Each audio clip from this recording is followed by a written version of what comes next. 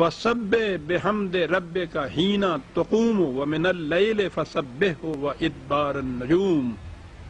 اب ہمارے ہاں تو جب میں نے عرض کیا ہے کہ مذہب میں دین بدلا تو یہاں بھی یہ سبح وغیرہ کا لفظ قرآن میں تسبیح کا لفظ آیا ہے، تو یا تو اس کے معنی تسبیح آ گئے جو خود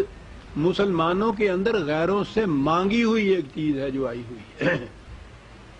یعنی عربوں کے ہاں جاہلیت میں بھی تسبیح نہیں ہوتی تھی، یہ عیسائیوں کی چیز بدھوں کے ہاں بدھوں سے مستعار لی ہوئی چیز وہاں سے آئی ہوئی، اور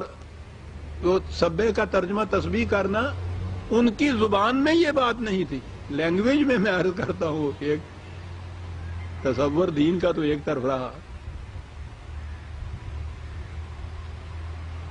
یہ تصور تو بدھوں کا تھا، گنتی کے روح سے جو چیزیں فائدہ وہ اعداد کی روح سے جو چیزیں حاصل کرتے تھے، یہاں ہمارے ہاں تو گنتی کا کیا سوال ہے۔ بہرحال سبح بحمد ربک، اور پھر آگے بڑھے تو اس کا ترجمہ نماز پڑھنا بھی انہوں نے کر لیا، اور اس قسم کی آیات سے پھر نماز کے اوقات کا تعین بھی انہوں نے کیا۔ حین تقوم، جب تو اٹھے رات کے کسی حصے میں بھی، اور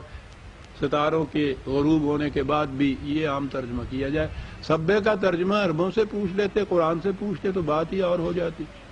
اس کے تو معنی آپ کو معلوم ہے، پوری قوت سے، جس طرح سے کہ وہ گھوڑا پورے ٹاپ سے بھاگتا ہے،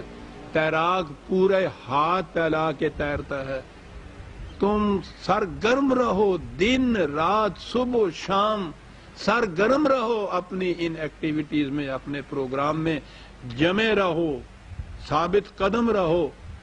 اور مسلسل کوشش کرتے رہو اس کے لیے، اور اس کے بعد تم دیکھو کہ نتیجہ وہ نکل کر رہے گا جو ہم کہتے ہیں۔ سورہ